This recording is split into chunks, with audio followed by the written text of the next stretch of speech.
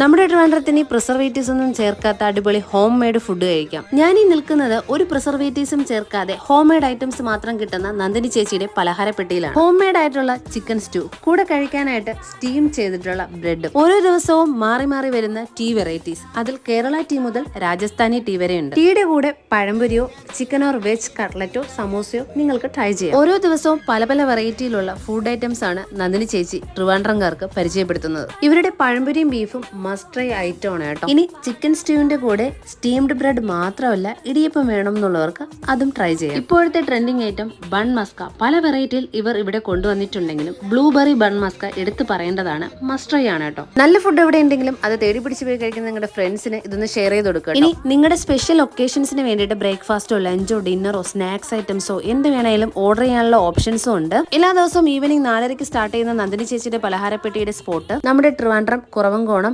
Axis ബാങ്കിന്റെ ഫ്രണ്ടിലായിട്ടാണ്.